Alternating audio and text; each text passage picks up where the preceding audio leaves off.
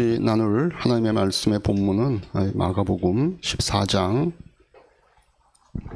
우리 16절에서 21절에 있는까지 말씀, 16절에서 21절까지의 말씀을 우리 한 절씩 나누어 읽겠습니다. 제자들이 떠나서 성 안으로 들어가서 보니 예수께서 말씀하신 그대로였다. 그리하여 그들은 유월절을 준비하였다.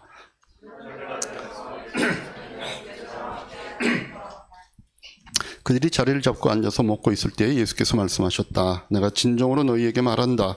너희 가운데 한 사람은 곧 나와 함께 먹고 있는 사람이 나를 넘겨줄 것이다.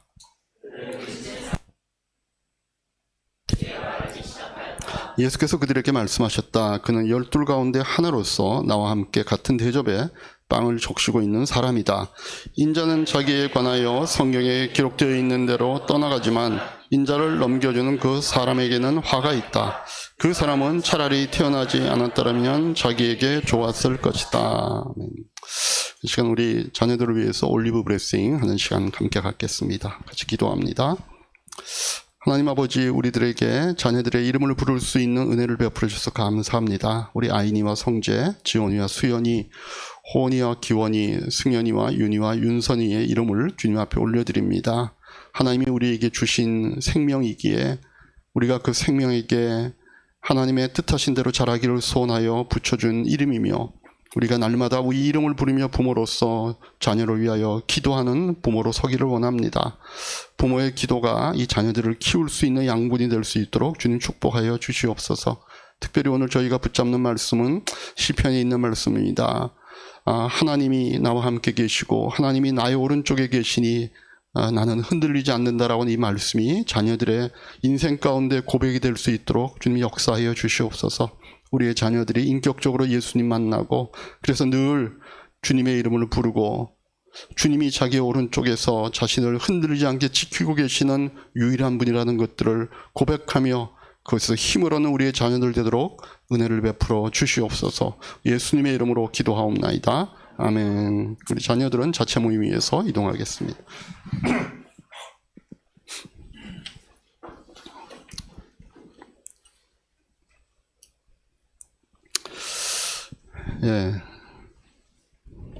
앞에 간증들이 많이 있어서 방법은 제가 설교를 줄이는 수밖에 없습니다.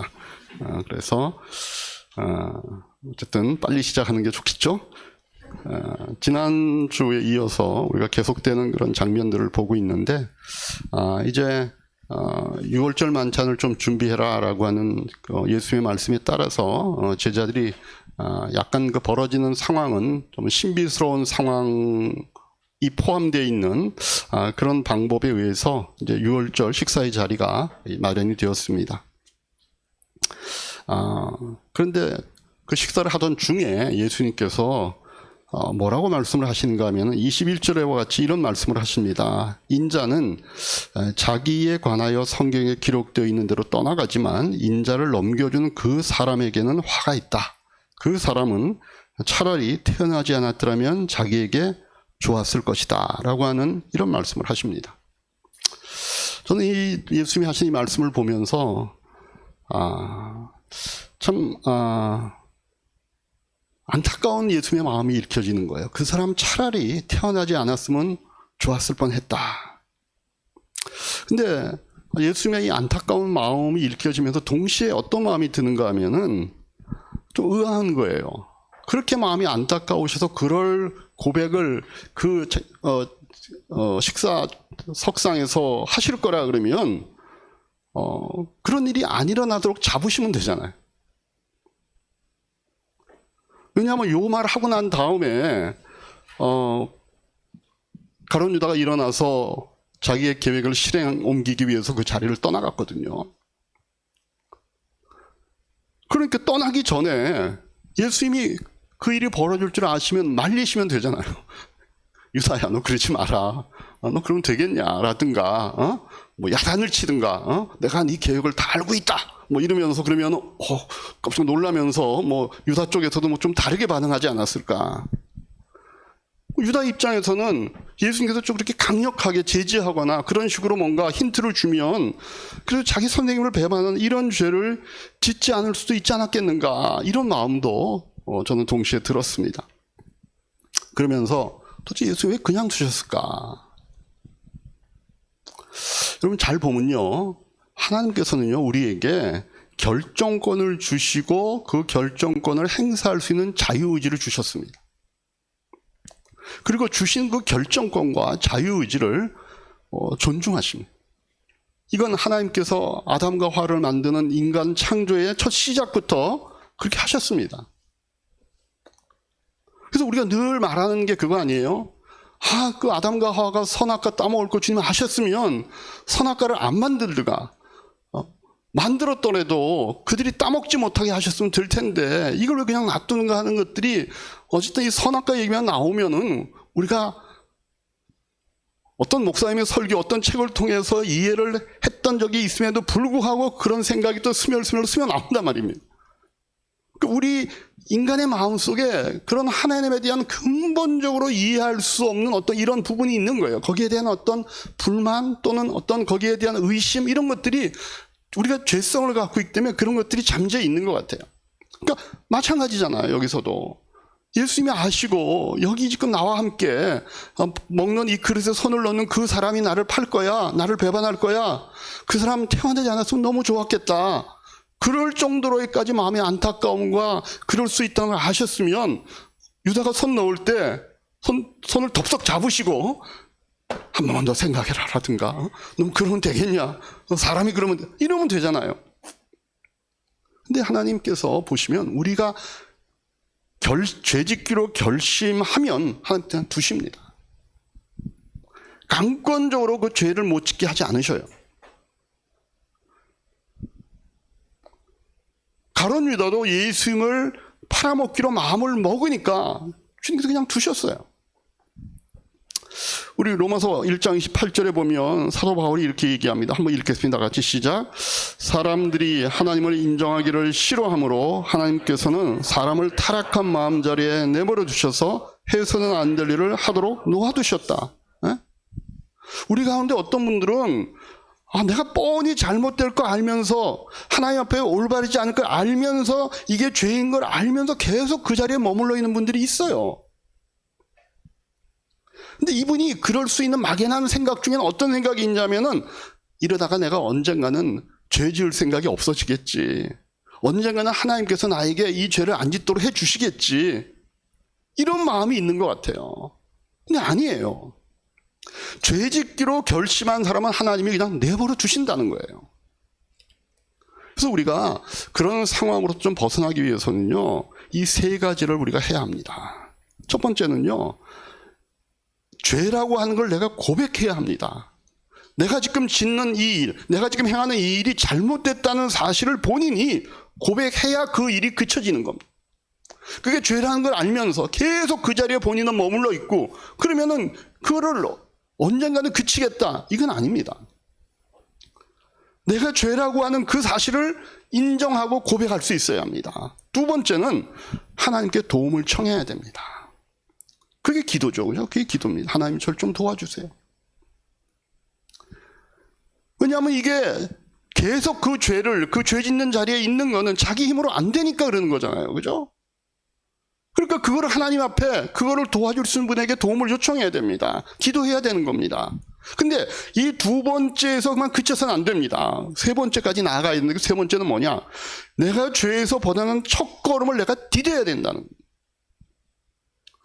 근데 많은 분들이 그냥 거기에 그대로 머물러 있으면서 하나님은 도와주세요, 하나님은 저를 구원해 주세요, 저를 죄 짓지 않게 해주세요, 이 두 번째 단계에서만 머물러 있는 분들이 상당히 많습니다. 그런데 거기로부터 그게 죄라는 걸 깨닫고 그리고 나서 그게 하나님의 도움을 요청했다면 거기서 빠져나가기 위한 첫 걸음은 내가 디뎌야 되는 거예요. 어떤 분이요, 이 도너츠를 좋아해갖고, 제 얘기 아닙니다. 도너츠를 좋아해가지고 도나스를 많이 먹어가지고 뚱뚱해진 거예요. 미국 사람들이 뚱뚱해지는 데는 그 도너스의 영향이 많이 있다 그러더라고. 뭐 있잖아요. 그 미국에서 파는, 한국에도 들어온 도나스 있잖아요. 먹으면 너무 달고 입에서 사르르 녹잖아요. 이러면 그 뚱뚱해진 거예요. 그래서 이분이 어느 날 내가 이러면 안 되겠다, 이제 도너스를 끊어야 되겠다. 그리고 도너스를 며칠 안 먹은 거예요. 잘한 거죠. 근데 어느 날 출근하는데 도나스가 먹고 싶어서 너무 죽겠는 거예요. 근데 그래서 이런 생각이 떠오르는 거예요. 자기가 평소에 잘 가던 이 도너스 가게 앞을 자기가 차를 타고 지나가게 되는데 항상 출근할 때 그쪽으로 지나가는 것 같아. 근데 이 도너스 가게를 쓱 지나쳐 가면서 거기에 파킹할 자리가 없으면 그냥 자기가 지나치고 하나님의 뜻이구나 하고 지나치고, 그런데 만약에 거기가 있으면 하나님이 나에게 오늘 먹으라고 허락하나 보다 이렇게 하고 내가 먹겠다. 근데 도너스 앞을 싹 지나가면서 옆으로 쫙 보니까 파킹plat이 없는 거예요. 자리가 없어요. 그래서 그냥 집으로 가야지 이렇게 하고 이제 가는 길에 이게 한 번으로는 잘 모르니까 내가 유턴을 해갖고 다시 한번 가면서 다시 건너편을 봤을 때 거기에 다시 주차 자리가 났으면은 하나님의 뜻인 줄 알고 내가 먹겠다. 없으면은 내가 안 먹어야지 뭐, 그렇게까지 했는데. 근데 자리가 없는 거예요, 가보니까. 그래서 다시 그냥 지나쳐서 간 거야. 집에 가야지. 조금 가다가 생각해 보니까 그 건물에 앞에만 주차장 자리가 있는 게 아니라 건물 뒤에도 주차장 자리가 있었지. 내가 요번에 돌아가서 뒤에도 주차장 자리가 없어. 이건 정말 하나님의 뜻이라고 내가 안 먹겠다. 근데 가봤는데 주차장 자리가 있는 거예요. 그러니까 그 사람이 들어가서 하나님의 뜻인 줄 알고 하나를 먹었더니 너무 맛있어가지고 그 다음부터 거기 있는 도너츠를 많이 먹었다. 이런 얘기가 있어요. 제 얘기 아니라 그랬죠. 근데 이래서 되겠어요? 안 먹으려고 결심한 그 결심을 지키려면 어떻게 해야 될까요? 그 근처를 안 가야 되는 겁니다. 근처를 가지 말아야죠. 자기가 평소에 다니던 그 길, 꼭꼭 집에 가는 게 그 길만 있겠어요?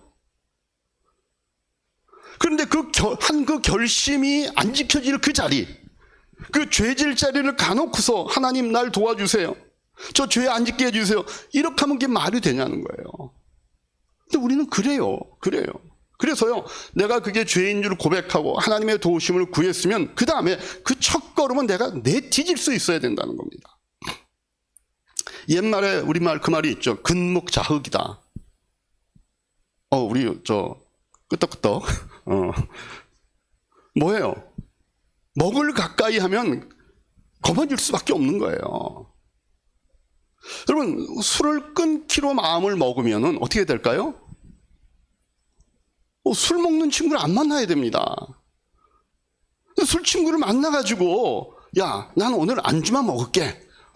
이렇게 할 수 있냐는 얘기예요. 내가 진짜 도박을 하는 이런 어떤 습관을 갖고 있다. 이러면은 그 자리에 안 가도록 자기의 삶을 좀 바쁘게 만들어야 되는 겁니다. 시간을 내서 거기에 갈 필요가 없도록. 뭔가 자꾸 자기가 크리스찬이라면 제가 신앙적인 것으로, 영적인 것으로 성경 공부도 하고 교회도 나오고 목장 모임도 가고 가능한 크리스찬 친구들을 만나가지고 이런 유혹의 기회를 만들지 말아야 되는 겁니다.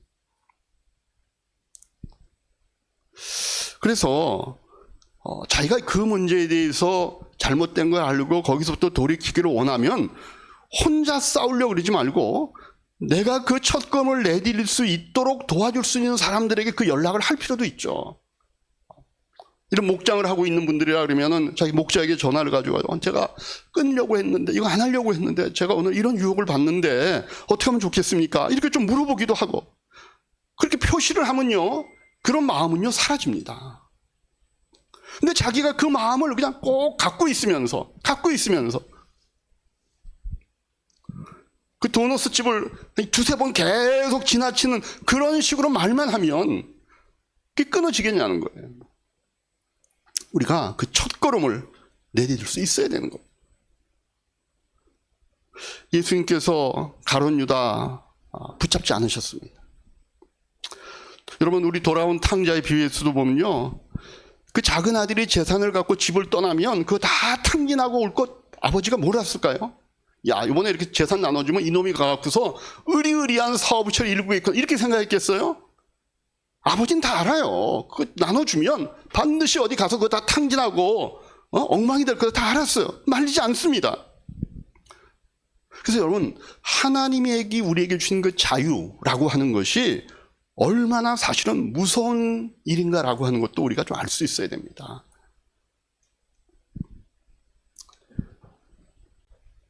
자유에는요, 책임이 따르는 겁니다. 그렇지 않겠어요? 여러분, 출애굽할 때 이 이스라엘 백성이 가장 원했던 게 뭘까요? 이스라엘 백성 다 알듯이 아브라함의 후손이잖아요. 가나안 지역에서 나름대로 부유하게 큰 세력을 이루고 살았습니다. 그러다가 어찌어찌해서 요셉의 어떤 그런 초청으로 그 아브라함의 자손들이 다 애굽으로 이주해서 살았잖아요. 사는 동안에 이제 애굽의 역사도 변하고 이러는 바람에 그들이 처음에는 초대받아간 그런 신분이었는데 살다 보니까 종이 되고 말았어요. 그 세월이 무려 400년이에요. 그러면 400년 동안을 종으로 살았던 사람들이 가장 원했던 게 뭘까요? 정말 원했던 거. 그들이 맨날 바라고 간구하고 기도했던 게 뭘까요? 자유였겠죠. 자유. 그 사람들이 종노릇하면서 그들에게 없었던 건 의식주가 아닙니다. 애굽에도 그들에게는 의식주는 해결이 된 거예요. 단 그들에게 없었던 거는 자유함입니다. 자유가 없는 거예요. 나름대로 거기서 어느 정도 의식주가 해결이 되니까 400년을 살 수 있었던 거 아니에요. 그죠? 인구도 70명이 들어왔던 거에서 200만으로 늘었습니다.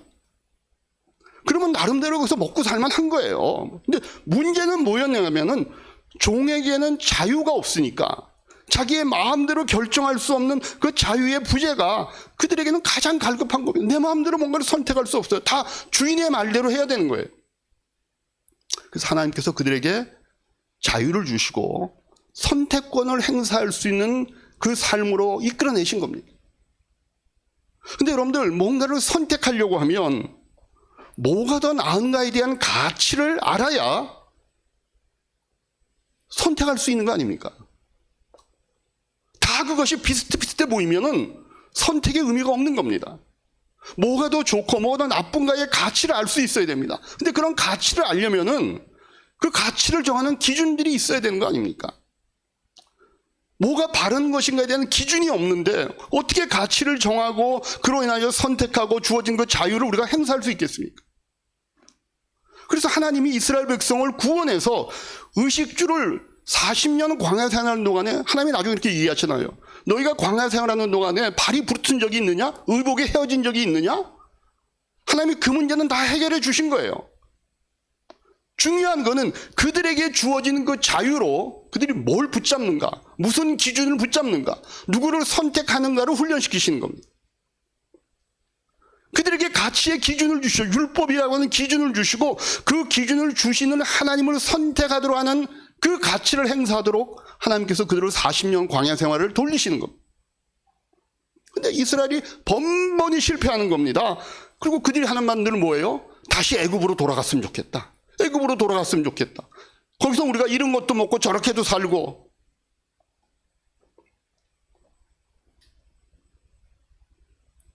자기들이 왜 구원함을 받았는가, 왜 구출되었는가에 대한 그 근본을 잊어버린 거예요. 그들에게 가장 필요한 것은 자유였는데 그 주어진 자유로 지금 하나님이 무엇을 선택하고 어떤 게 가치 있고 어떤 게 의미 있는가 하는 것들을 율법으로 하나님의 인도하심으로 하나님이 그들을 인도하시는 어떤 그 은혜로 다 맛보여 주셨는데 하나님 우리 이거 싫어요. 우리는 다시 가서 애굽의 종살이를 할지언정 거기서 의식주가 해결됐으면 좋겠어. 이걸 계속 구하는 거예요. 그래서 우리에게 주어진 그 자유가 굉장히 귀한 것인가 동시에 그게 얼마나 사실은 무거운 것인가, 그게 얼마나 무서운 것인가를 우리가 알아야 됩니다.